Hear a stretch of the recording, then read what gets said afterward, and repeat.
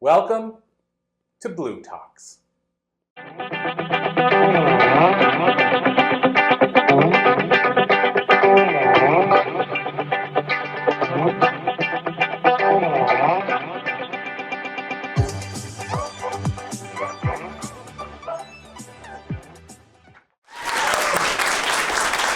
Awesome.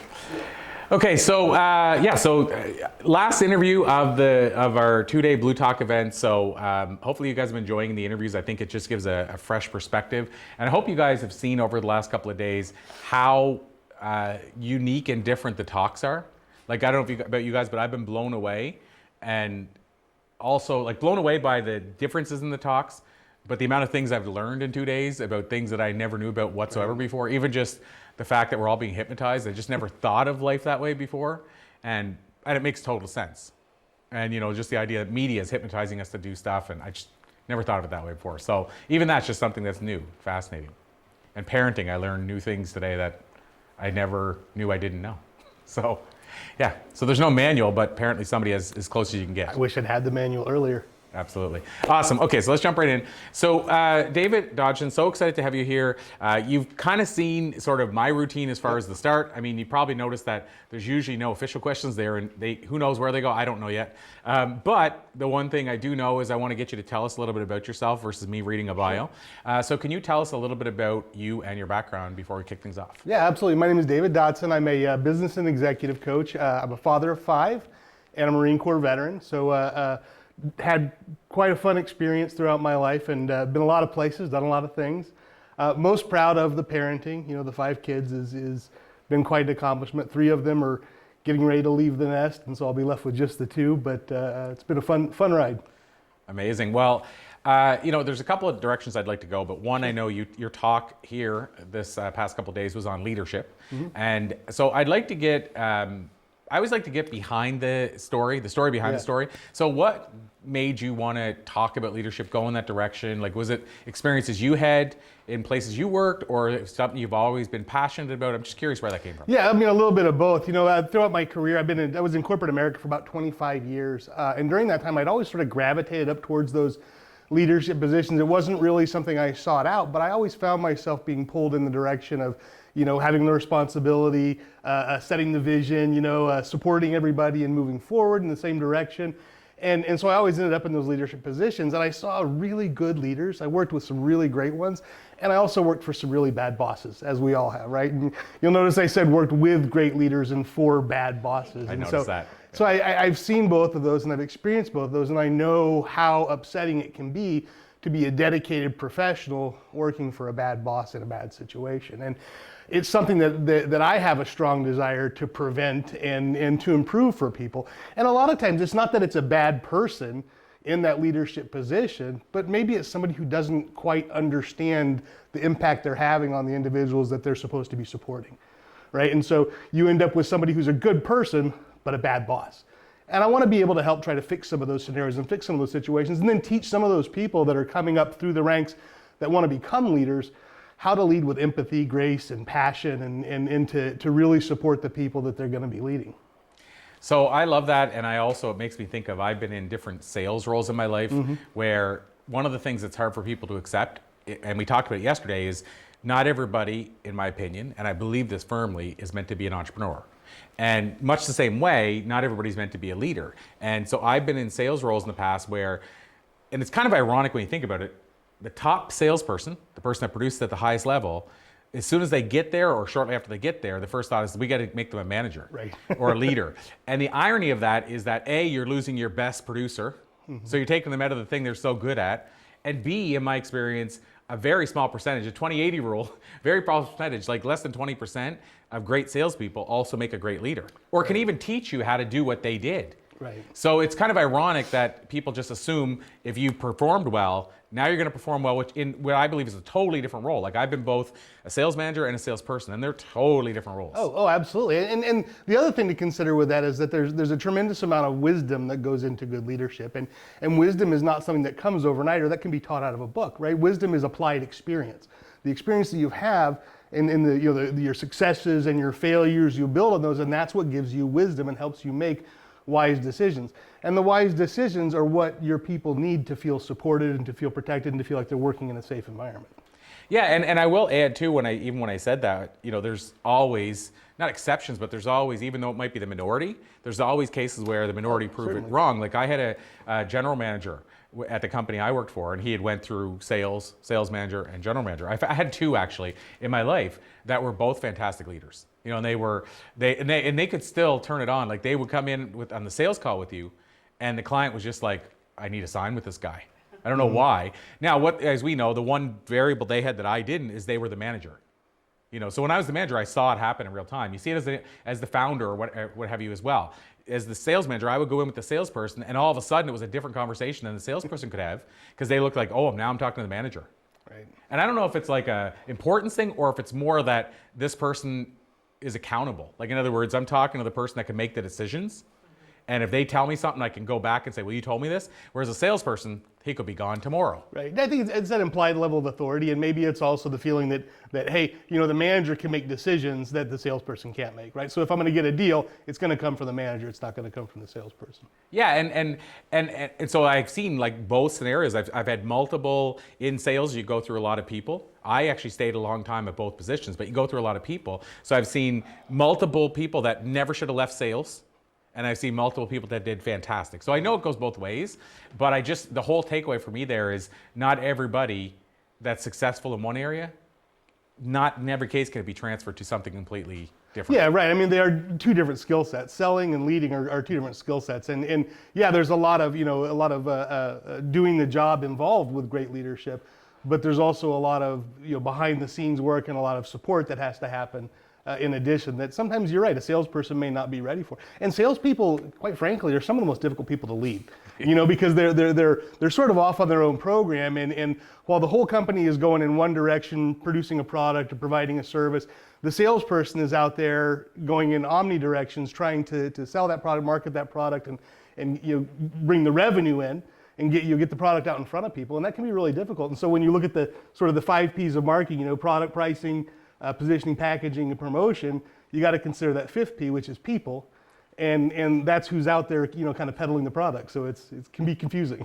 Well, and I will say when I was in sales too, there's that, that salesperson, and I'll say like I don't know if there's a name for a 6P, I'll call him Peter, but there's that salesperson named Peter who couldn't care less about that whole process you just said. Right. They're just out, I know I can sell and I can make money. Right. And I worked with people like that. They didn't care what the company even did. It was just like, I can sell and I can make money. The irony is sometimes the company would cater to Peter, even though they couldn't care less about the company, and they would let the chips fall where they may. They would walk past the sales room and piss off 6 salespeople. And that's so dangerous for an organization. And not just from the standpoint of upsetting the salespeople, it's dangerous from a standpoint of you start to get out of your business model when you do things like that, when you start to do the one-offs and you start to honor what the one person is saying, because the reality is, you can't try to deliver what your salespeople are saying. Your salespeople need to deliver what you're or sell what you're delivering, right? So you have to think of the deliverable first, and then you have to apply your sales program to that, not the other way around. Unless, of course, you're in the type of profession where the sales really start to define the product, and they should, and to a degree, you should always be looking at that and saying, well, this is what the people want, so we need to look at modifying our product to work with that. But if you have a salesperson who's going rogue and constantly trying to sell a product that you're not exactly delivering and you're having to adjust for that, that can really throw everything off kilter. A lot of costs involved. I've seen it all in the sales world. Like I've seen people bringing in a contract, and I remember this specifically. This guy brought in a contract, and it was like carbon copy, like so we write all the way through, and then he would like put something in between. Oh no! And so basically, he gave the company one copy. And then the copy he gave the owner of the company was, you can try this for 90 days. Wow. And the copy gave us that it was a done deal. And so he put them all in, got paid for like 2 months, and then quit. As a salesperson, that's a good way to free up your future, I think. Yeah. Well, he like said, oh, I'm going to make as much money as I can in 2 months. And then the company found out when he was long gone. And it wasn't worth suing or pursuing. We were a global company. It would have made us look bad. So the point is that I've seen it all. I've seen people signing out. We used to sell photocopiers and fax machines. I've seen people signing them out as trials and then going and selling them to the pawn shop. Caveat here to this, though, I will say that does happen. There are people like that, but this is how salespeople get a bad name. And selling is a very, very noble profession. It's one of the oldest professions out there. Selling, there's nothing wrong with that. Selling is simply finding out what people want and need, and then applying a solution to it and asking them to take advantage of it. That's what selling is, right? Without it, our world doesn't Right. exist. If you have a nice vehicle, you can do a lot of things to it. You got to clean it, you got to detail it, you got to change the oil, change the tires. All those things need to happen. But if money gets tight, you can stop doing some of those things or do some of them yourself. The one thing you can't stop doing if you want that vehicle to go is what? You can't stop putting gas in it. Okay. Revenue is gas. And if you don't have someone bringing that revenue in, that vehicle's not going to go very far, right? So you can't stop that. So you do have to support the salespeople and honor what they're doing. You definitely want them to do it within the scope of your business. But your salespeople have to feel that they're doing something noble if you want them to be successful. There's a great book called Selling with Noble Purpose by, now the author just fell right out of my head. There you go. I'll find the author for you, but it's a fabulous book, and it's all about that. It's all about the best salespeople sell because they believe in the nobility of what they're selling and what they're doing. Yeah, and I will say to that point about the salespeople I mentioned, there were some that really truly loved selling and sales and loved being a salesperson, but they just didn't really worry about the weeds of what the company did. And I still think there's a disconnect there whenever they're not really passionate about how you can help people. Mm-hmm. But it was just more like, I know I'm good at selling. And I remember we had one person and they would cater to everything the person said, but at the cost of losing people over and over. And the challenge I always see with that is you constantly have to try to make them happy. And the day you don't, they leave anyway. Right. And I look at it like this, and this is a separate lesson on here, but it's a thing I learned long ago. The reason I say it's important to build an email list, for instance, for anybody sitting here watching or here in the audience, think of it this way. This is how I always explain it. If you were Jillian Michaels, you guys know who Jillian Michaels is? She has the fitness DVDs, or Tony Horton, P90X, or whoever, list fitness person here. And you're selling your product at Walmart for 5 years, and you're crushing it. And then Walmart one day says, you're out of flavor now, we're gonna sign with them. My question to you is, how many customers do you have now? Because you have no email addresses, you have no way to contact them, you have nothing. Is that not the same with social media? If you go on social media and they say you're banned for whatever reason, everybody you have is gone. So that's why I always say you should build an email list. To me, it's the same thing. When you're relying on that one salesperson, you're relying on Walmart. And then once the salesperson's gone, you still got to rebuild it. And what if you lost 7 or 8 people that could have slowly, because I've seen that. Like I was a slow burn in sales. My first year, I had to sign a thing called POP, which stood for produce or perish. Yep. And so that meant that every month they could fire me without any notice for a year. That's how horrible I was. Second year I made President's Club as the youngest person in the history. There you go. What I'm saying is, what if she would have been there, the girl I'm talking about, and they would have placated her and let me go? They would never discover that that's where I was going. Right. And I mean, I'll just finish this with this because it was a funny thing, but this one girl in particular that I was selling with, she really wasn't excited about the idea of having anybody else in the office that could sell decently. She was okay when there was 10 people that were sucking. But anyway, so I moved across the country and I ended up being in her office. And she, like the most minute things, like if I had a sale that didn't get finalized by the end of the month, to me, it shouldn't go on the board if it's not finalized. So I put it on the first day of the month. And because I was now on the board with this number and she wasn't, one day I came back and she was screwing the sales board off the wall. And then I listened to my voicemail. You have 12 new messages. How come you're putting that in the board? You couldn't have sold that today since you left the office. Like, but I said I didn't put it on last month, so right. It didn't hurt you last month. Like I would have been ahead of you anyway. And she had a constant battle because finally somebody in the office. It's not a me Inc. thing. It took me a lot of years to get there. Yeah. But finally somebody in the office was every second month beating her. And I'm telling you, the stuff I watched her do out of that. Anyway, but my point is that, as far as that goes, they were at the risk of me not staying there, but yet I was hitting the same numbers as her, and I was way lower maintenance.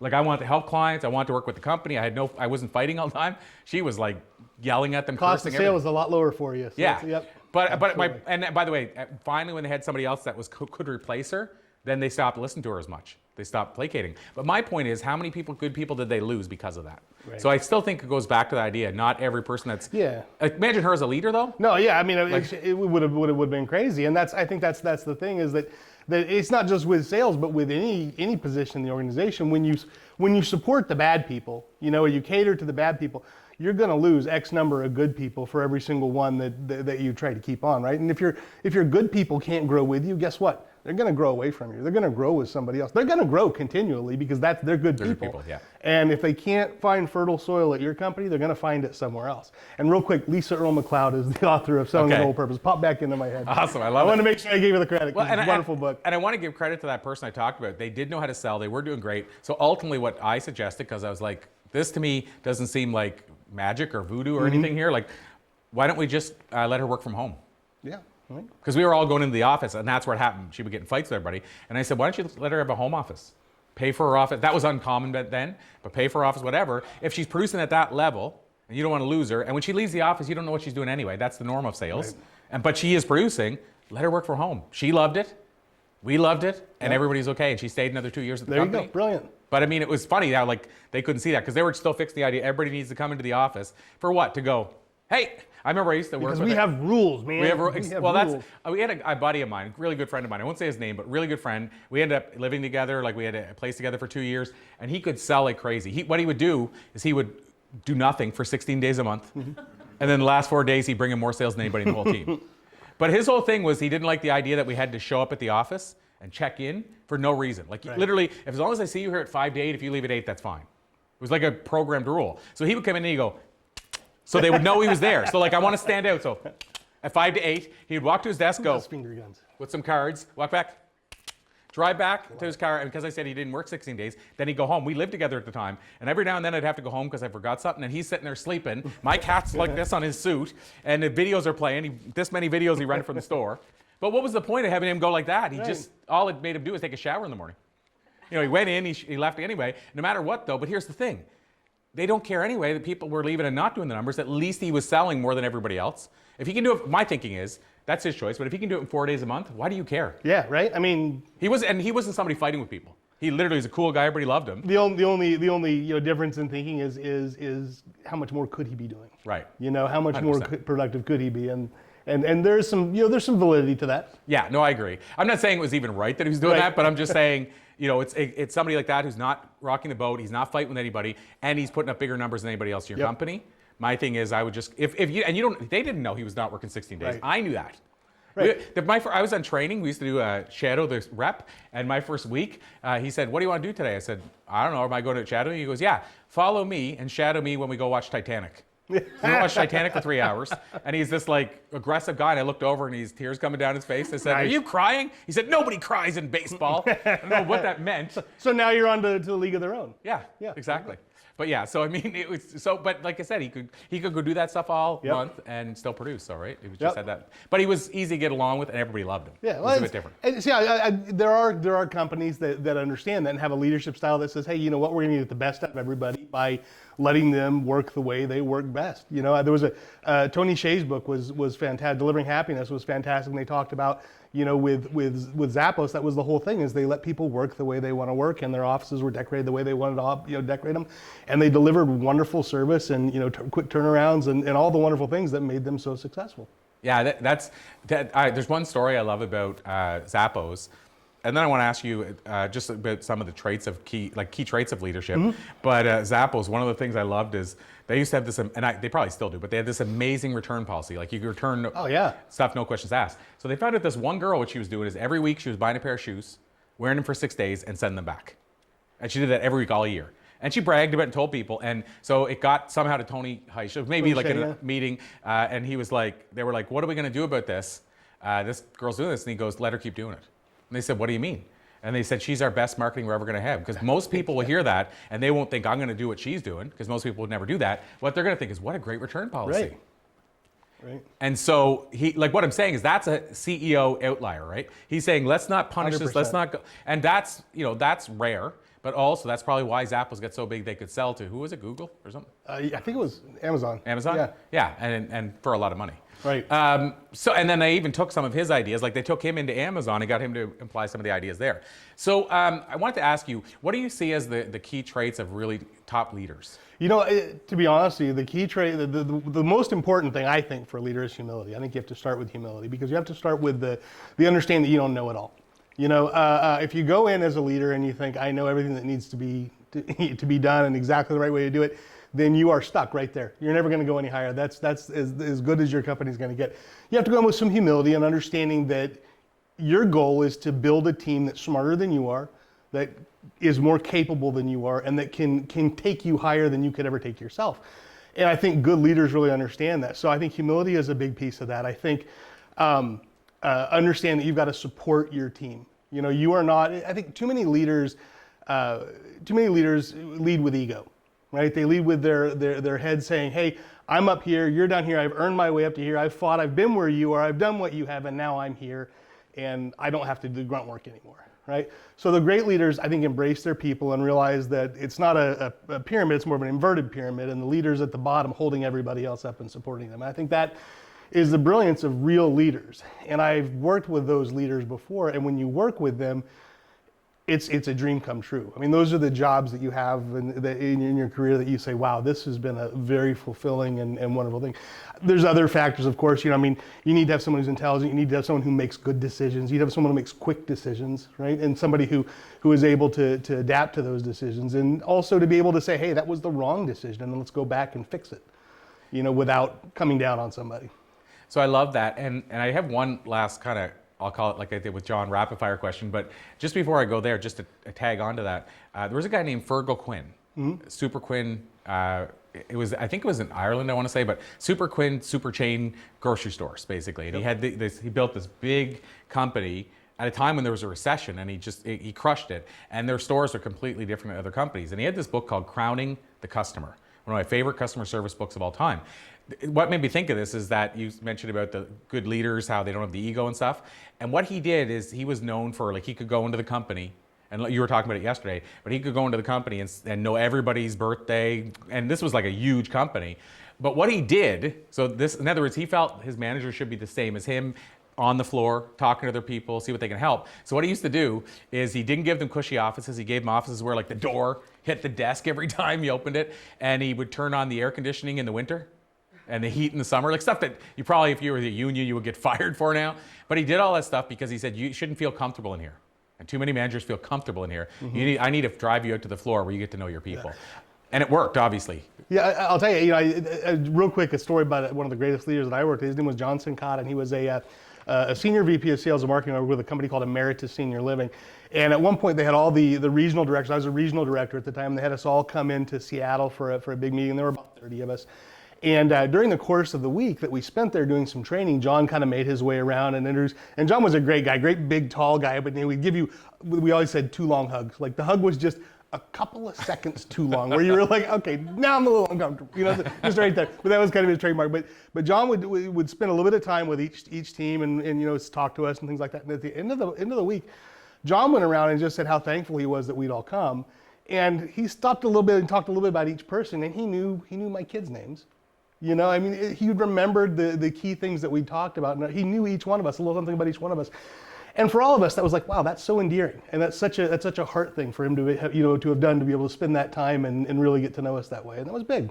So I'm going to give you a hint on the last official question, which is going to be, how do you define success? Yep. But I was going to say, Henry Winkler. Do you guys know who I mean by him? Oh yeah, the Fonz. The Fonz. Hey. One of the things he did and I think it's a good trait of a leader, even if he never had that role, is I saw him at an event. He spoke at the event. I was second last. He was last. He was doing a book signing, like 200 people on the line. And I've been to a lot of book signings. And typically at a book signing, you get the whole thing of, Henry has to catch a flight in a little bit. So just so you know, we'll take as many as we can. Some form of that. What he did, which is, I've never seen another person do it, and I've never seen a person do it before, is he started at the back of the line. He said, hi, my name is Henry Winkler, and I just want to introduce myself. I want to thank you for taking the time to spend with me today, and I want to promise you by the time you get up to the front, I'm still going to be there waiting for you. And he did that for about 8 people, which I thought it started getting funny. Like, hi, I'm Henry. And it's like the other person on each side has already heard this, and you know who he is because you're in the book to get a book from him. Yeah. But it never left my impression what kind of trait that was and what quality that was. And it made him stand out over every speaker at that conference. And from a book signing point of view, that's made him stand out over every book signing I've ever been to in my life. Yeah. But what a great quality for that. Because when you're at the back of the line, you're thinking, it sucks. I'm at the back of the line. I may not see him. Expectations are down here. Yeah, they're really low. And then you can say, I was the first one that got to meet him. It changes everything. So I just wanted to share. That was a powerful story for me. So having said that, the last thing I want to ask you is, as I mentioned, how do you define success before I ask you how you can learn more? So how do you define success? Well, I mean, obviously it's different for every person. I think for me, there's 2 different things. I think success in business is when you watch the people that you have led go on to great things. When I see the people that I've worked with and that I've led over the years go on to bigger and better and greater things and be successful themselves, pick up awards, make millions of dollars, all those things, that to me, I feel like a success. And then in personal success, my personal life, I've always told people, when I die, if people say of me, he made me smile, he made me laugh, or he really helped me, I'll know I've lived the life I want to live. Wow. It's pretty profound. So how do we learn more? I'm on LinkedIn. I'm on Facebook. You can also go to daviddodson.focalpointcoaching.com, which is a long, or ddodson.com as well. Amazing. Well, D. Dodson, thank you so much, my Thank friend. you. Absolute Appreciate you, pleasure. Corey. Thank you. Thank you, everybody. Great stuff. Good.